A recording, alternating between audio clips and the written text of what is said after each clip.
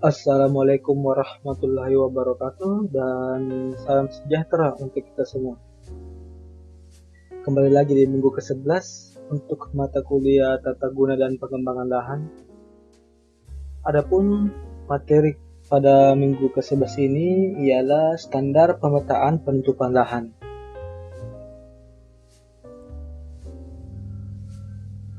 Pertama-tama kita harus mengetahui standar ini menetapkan metode dan tahap pemetaan penutupan lahan untuk skala 1:50.000 dan 1:25.000 berdasarkan interpretasi citra landscape multispektral yang telah dipertajam atau Panserpen dengan citra pankromatik. Seperti kita ketahui, pada minggu lalu kita membahas tentang SNI 7645 bagian 1 tahun 2014, di mana pada SNI 7645 bagian 1 2014 itu batas atau skala terbesar yang terdapat pada peta penutupan lahan yang telah distandarisasi ialah 1:25.000.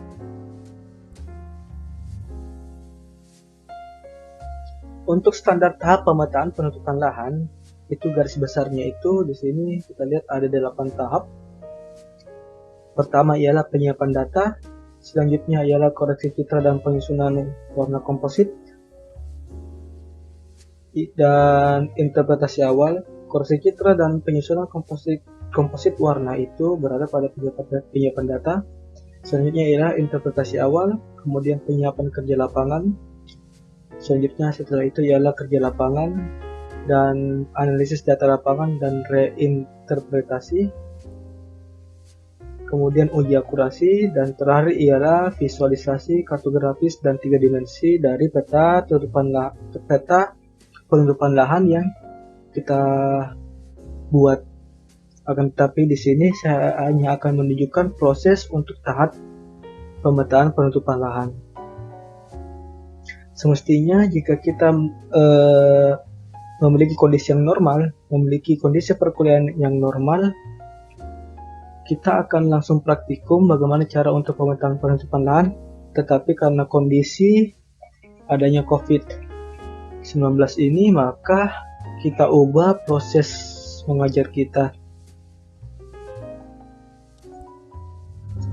Di sini kita melihat diagram alir dari proses pemetaan peta penutupan lahan.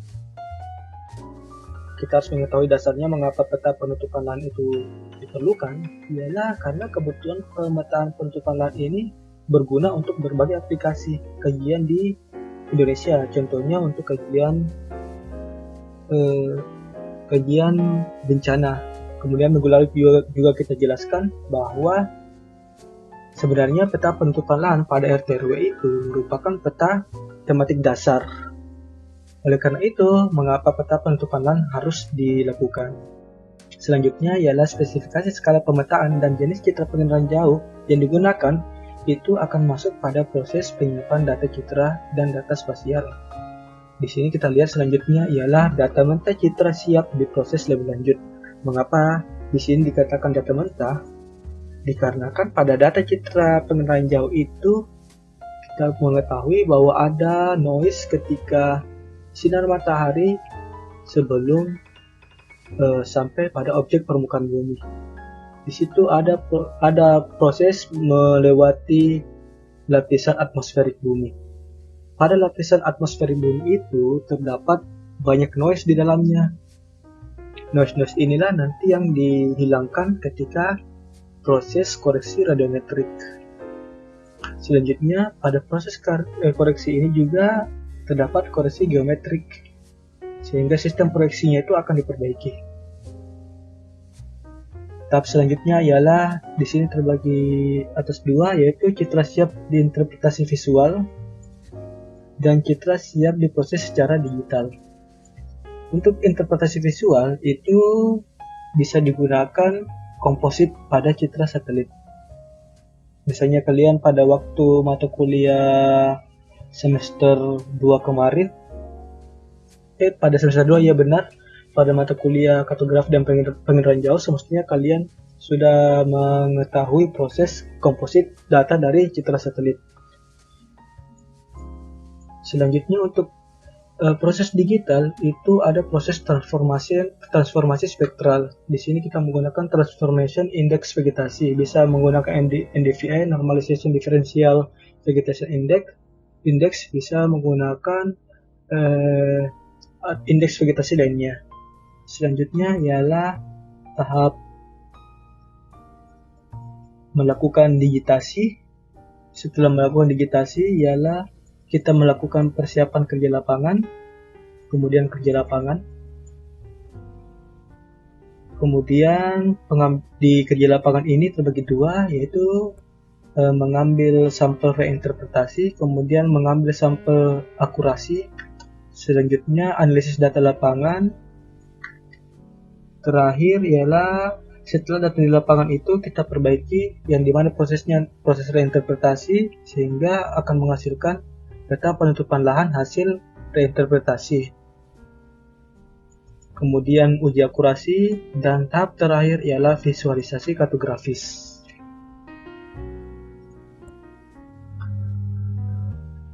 Tahap penyiapan data. Pada tahap penyiapan data itu terbagi atas 3 tahap. Yang pertama ialah tahap memilih resolusi dan skala citra. Di sini kita lihat, karena kita ingin memetakan skala 1:50.000 atau 1:25.000, di sini lihat skalanya cuma 1:35.000, yaitu kita harus memiliki citra dengan resolusi spasial 15 meter. Kita mengetahui citra dari Landsat itu sebenarnya memiliki resolusi spasial sebesar 30 meter. Akan tetapi kita harus mengetahui bahwa resolusi spasial yang dimaksud ialah resolusi spasial band spektralnya. Akan tetapi pada citra Landsat itu memiliki band pankromatik, sehingga jika kita pan-sharpening, band spektral yang tadinya 30 meter itu nanti menjadi 15 meter atau dipertajam, sehingga bisa memetakan peta 1:50.000. Untuk peta 1:25.000 itu kita bisa menggunakan citra spot. Lanjut, untuk pemetaan penutupan lahan berbasis citra penginderaan jauh pada skala menengah, yaitu skala 1:100.000 hingga lebih besar 1:10.000, diperlukan citra satelit dengan resolusi spasial 30 meter sampai 1 meter. Jenis dan jumlah saluran spektral.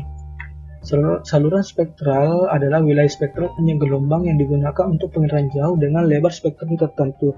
Nah, saluran spektral inilah nanti yang menjadi data yang akan dikomposit sehingga menjadi data yang nantinya akan kita digitasi. Selanjutnya ya, data spasial pendukung. Data spasial pendukung bisa berupa data DSM, Digital Surface Model atau DTM, ataupun data spasial pendukung lainnya seperti garis pantai dan lain-lain. Metode penyiapan citra untuk interpretasi yang pertama ialah koreksi radiometrik. Di sini sudah saya katakan tadi bahwa ketika sinar matahari sebelum mencapai objek permukaan bumi itu memiliki gangguan dari noise yang berada di atmosferik, sehingga di sini ada gangguan satu saya katakan.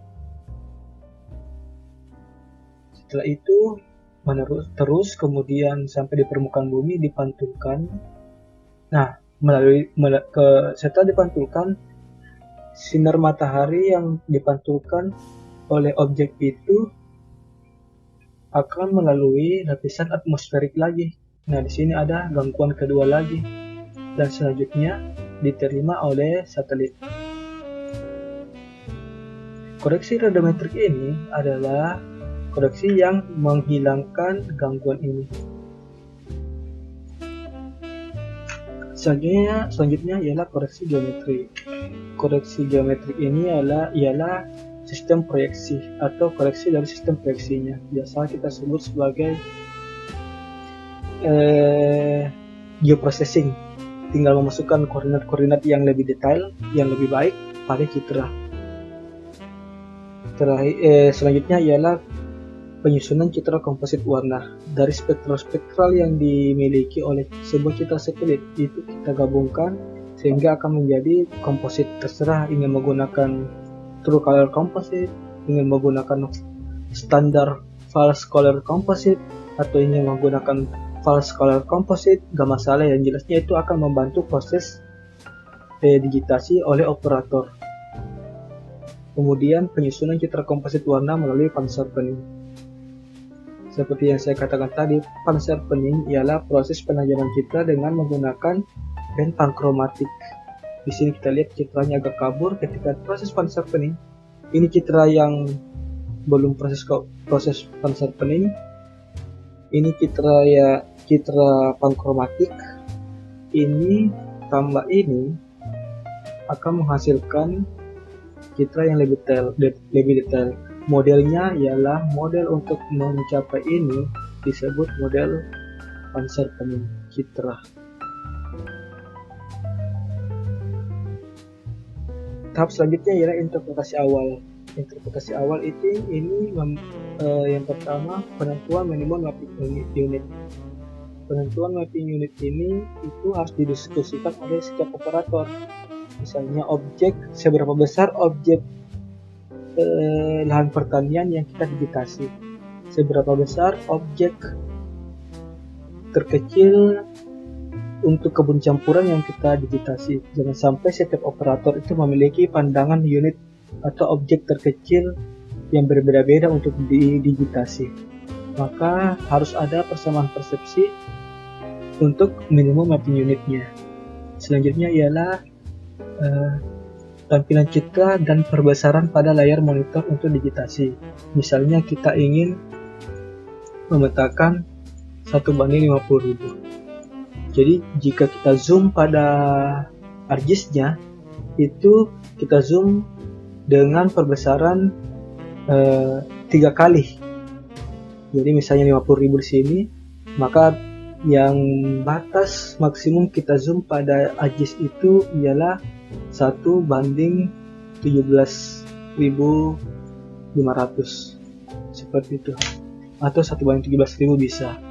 Jangan lebih dari itu. Mengapa tidak boleh lebih besar dibanding 1:17.000? Dikarenakan nanti ada perbedaan persepsi antara minimum mapping unitnya. Selanjutnya ialah pendekatan yang digunakan. Pertama, pendekatan kunci foto dan pendekatan ekologi bentang lahan. Seperti yang saya tunjukkan pada minggu lalu, mengapa kita dapat mengetahui di sini adalah rawa pesisir, dikarenakan ternyata pada citranya itu di ekologi bentang lahannya itu dia berada di sekitar pesisir pantai. Maka kita bisa tentukan yang mana rawa pesisir, yang mana rawa pedalaman. Kemudian pedoman interpretasi visual untuk setiap kelas menurut SNI. Di sini juga minggu lalu saya sudah jelaskan bahwa kelas-kelas yang akan didigitasi atau yang akan dipetakan itu sudah jelas tercantum pada SNI 7645 bagian 1 tahun 2014. Kemudian penggunaan indeks vegetasi. Mengapa penggunaan indeks vegetasi ini penting? Dikarenakan pada kelas-kelas di SNI 7645 itu ada sebagian kelas yang menuntut adanya informasi detail terkait kepadatan vegetasi. Misalnya hutan lahan tinggi kerapatan rendah, kemudian hutan lahan tinggi kerapatan sedang. Nah, informasi kerapatan itu kita dapat mengukurnya atau kita dapat berpedoman pada hasil indeks vegetasi. Selanjutnya ya, penyiapan kerja lapangan. Sebelum kita melakukan survei lapangan, yang pertama yang harus kita kerjakan ialah penyiapan citra dan peta untuk panduan kerja lapangan. Jangan sampai kita ke lapangan kita tidak memiliki citra yang menjadi guide kita, menjadi navigasi kita untuk di lapangan. Kemudian penyiapan lembar pengumpulan lapangan. Di sini penyiapan lembar pengumpulan lapangan itu akan berisi nama tutupan lahan yang dipetakan, kemudian tutupan lahan yang sebenarnya di lapangan. Selanjutnya ialah ekologi bentang lahannya bagaimana, jenis batuan dan jenis tanahnya bagaimana, kemudian ada foto dari setiap arah mata angin, itu nanti yang dimasukkan pada penyimpan gambar pengumpulan lapangan. Selanjutnya ialah strategi pengambilan sampel. Di sini kita menggunakan stratified random sampling, di mana nanti kita meskipun random sampling, tetapi ada proses pembatasan di situ. Misalnya setiap kelas itu memiliki 5 sampel. Jadi nanti lokasinya itu random, akan tetapi kita di sini stratified-nya itu ialah pembatasan yang kita batasi setiap kelas itu nantinya memiliki 5 sampel. Jadi misalnya ada 20 kelas, ya 20 kali 5. Jadi intinya nanti keseluruhan ada 100 sampel. Seperti itu.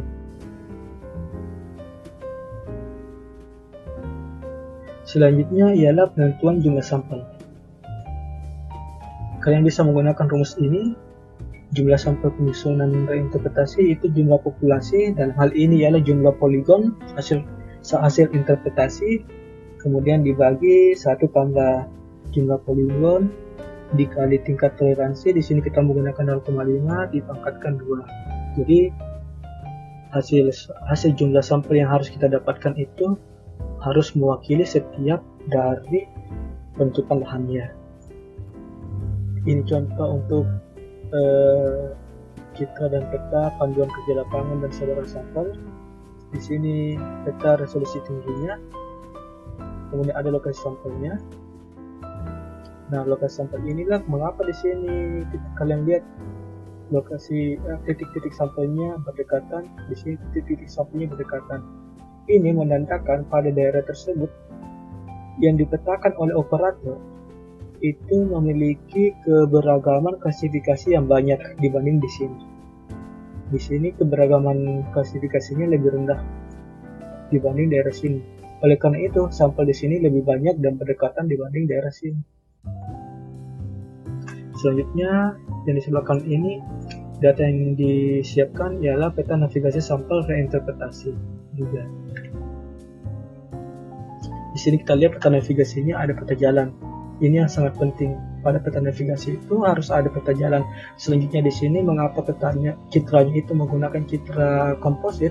Dikarenakan operator ketika mendigitasi penutupan LAN itu menggunakan citra komposit ini, bukan menggunakan citra komposit ini. Di operator menggunakan citra false color composite, bukan true color composite.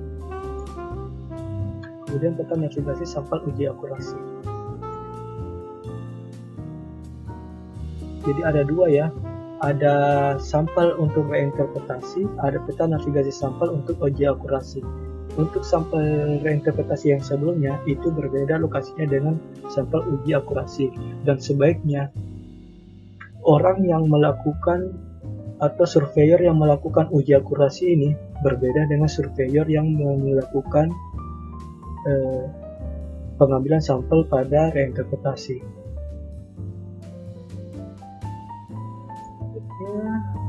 Kerja lapangan. Pada kerja lapangan ini kita melakukan 3 hal. Yang pertama ialah mengukur sampel observasi lapangan.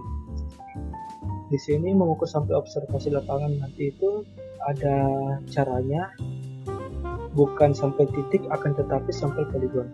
Kemudian ialah pengukuran kerapatan vegetasi di lapangan. Pengukuran kerapatan vegetasi di lapangan ini akan berguna untuk menguji tingkat akurasi dari peta NDVI atau peta kerapatan vegetasi yang sebelumnya dilakukan, dan peta NDVI yang dijadikan guide untuk memetakan tutupan lahan yang memerlukan tingkat kerincian hingga kerapatan vegetasi. Selanjutnya ialah pengukuran dominasi pada kenampakan penutupan lahan campuran. Ketika kita bingung ada suatu lahan yang dipetakan akan tetapi di lahan itu terdapat berbagai macam penutupan lahan, maka akan dilakukan pengukuran dominasi. Contohnya seperti ini. Nah, ini cara untuk mengukur sampel observasi lapangan. Di sini ada tutupan lahan A, C, E. Ini tutupan lahan yang operator digitasi ya. Kemudian di lapangan itu cara pengambilan sampelnya seperti ini.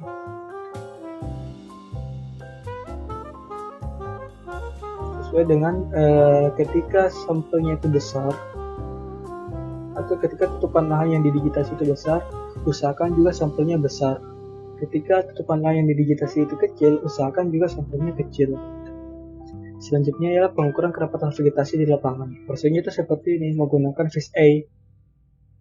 Nanti setelah kita ambil, ketika kembali dari lapangan, ini bisa diproses untuk menghitung sebenarnya vegetasi ini berapa persen dari lokasi fish eye ini, dari citra fish eye ini, berapa persen vegetasi, tutupan vegetasi pada gambar, kemudian berapa persen yang bukan vegetasi pada gambar fish eye ini atau pada foto fish eye ini. Selanjutnya pengukuran dominasi pada kenampakan penutupan lahan campuran. Di sini sebenarnya gampang. Ketika ada satu penutupan lahan, kemudian di sini kita lihat ada pemukiman desa, kemudian ada sawah,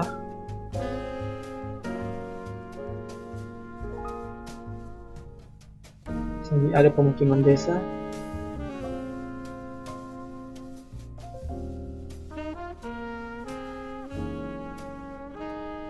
ada sawah di sini, ada tegalan di sini, ada sawah, sorry. Nah, untuk mengukur wilayah ini, kita bisa jadikan satu tutupan lahan dengan cara melihat dominasinya. Nah, ternyata pada wilayah ini dominasinya ialah sawahnya itu 48%. Tegalannya itu atau ladangnya itu 16%, pemukiman desanya itu 36%. Maka dikarenakan karena didominasi oleh sawah yaitu 48%, maka tutupan lahan ini kita bisa jadikan satu penutupan lahan yaitu sawah. Jadi semuanya ini meskipun ada pemukiman desa di dalamnya, meskipun ada tegalan ladang di dalamnya, kita bisa klasifikasikan menjadi tutupan lahan sawah saja.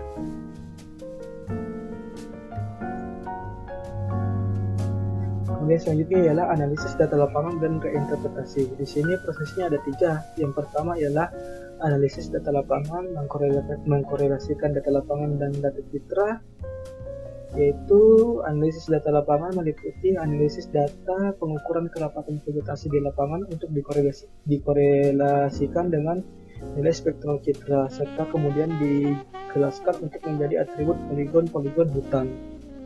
Kemudian analisis data pengukuran campuran jenis penutupan lahan dan luasan sama atau lebih besar dari minimum mapping unit. Jadi kita korelasikan data di lapangan dengan data yang didigitasi oleh operator. Selanjutnya ialah analisis pasca lapangan untuk reinterpretasi uji akurasi. Kita bedakan nih data reinterpretasi uji akurasi dengan data reinterpretasi dan data uji akurasi. Data reinterpretasi itu fungsinya untuk mengkoreksi data dari lapangan, mengkoreksi data yang didigitasi oleh operator. Kenapa? Karena data reinterpretasi ini ialah data yang objek penutupan lahan yang sebenarnya di lapangan. Jadi ketika operator sudah digitasi, akan tetapi yang dia digitasi sebelumnya itu berbeda dengan di lapangan, operator wajib untuk mengubah yang dia digitasi sesuai dengan yang data di lapangan. Selanjutnya ialah uji akurasi.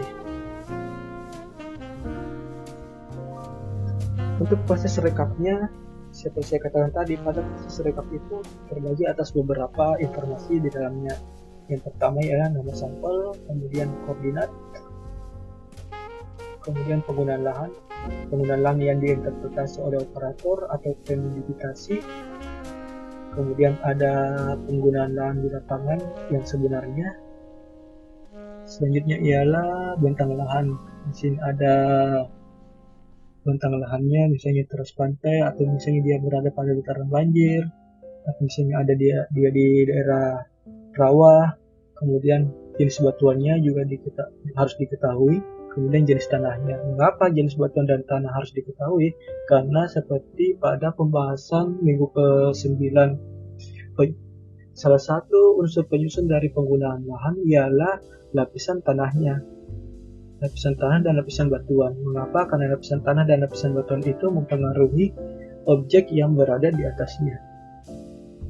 Kemudian di sini ada foto orientasi lapangan. Di tiap mata angin harus ada fotonya. Selanjutnya, ini proses untuk uji akurasi. Uji akurasinya itu seperti ini, menggunakan tabel matrix.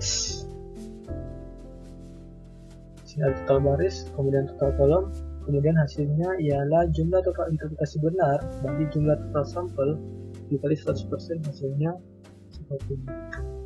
Ini salah satu contohnya saja. Nah, dan tahap terakhir untuk pemetaan penutupan lahan ialah visualisasi data. Visualisasi datanya itu sudah ada standarnya. Di sini kita lihat di sini kita lihat muka peta. Muka peta itu berisi oleh SHP yang diduplikasi. Kemudian yang kedua ialah harus ada koordinat. Koordinat itu harus ada dua, yaitu geografis dan UTM. Yang selanjutnya ialah judul peta di sini, kemudian insert peta, sistem proyeksi, penerbit atau pembuat peta di sini, kemudian legenda sesuai peta dasar. Ini peta dasar yang digunakan, misalnya di sini ada peta jalan, selanjutnya ada peta batas kabupaten, kemudian ada batas provinsi, dan seterusnya. Kemudian ada legenda tematik peta, kemudian sumber data peta, di sini sumber datanya, kemudian keterangan riwayat, misalnya peta ini dibuat untuk apa dan bisa digunakan untuk apa, kemudian proses-proses yang terjadi di dalamnya, misalnya proses kerja lapangannya bagaimana, itu semuanya ditaruh pada keterangan riwayat. Kemudian ada lokasi administrasi 12 menit. Yang ini legenda simbol huruf seluruh penutupan lahan, dikarenakan pada bagian dalam ini itu kita tidak menggunakan atau labelnya itu bukan label dari penutupan lahannya, akan tetapi label dari simbol huruf, agar informasi yang bisa ketika dicetak, informasi untuk penutupan lahannya itu atau batas penutupan lahannya itu lebih jelas dibandingkan ketika kita menampilkan penutupan lahannya. Apalagi misalnya ada penutupan lahan yang nama penutupan lahannya itu panjang, contohnya hutan primer dataran tinggi kerapatan rendah, itu namanya kan panjang. Oleh karena itu diperlukan simbolisasi dari penutupan lahannya, maka informasi simbolnya itu berada pada bagian sini. Kemudian singkatan pada peta jika ada, kemudian skala grafis di sini, kemudian orientasi atau arah mata angin. Ingat, ini merupakan standar untuk peta penutupan lahan. Standar untuk peta tematik lainnya itu berbeda-beda. Misalnya peta bencana berbeda standarnya, kemudian peta RT RW berbeda standarnya, dan peta sawah berbeda standarnya. Akan tetapi yang di sini itu peta untuk standar penutupan lahan. Gak masalah kalau kalian ingin mengikuti ini, dikarenakan ini merupakan peta tematik. Ini merupakan contoh dari peta penutupan lahan yang sudah jadi, yang merupakan daerah di Polewali Mandar.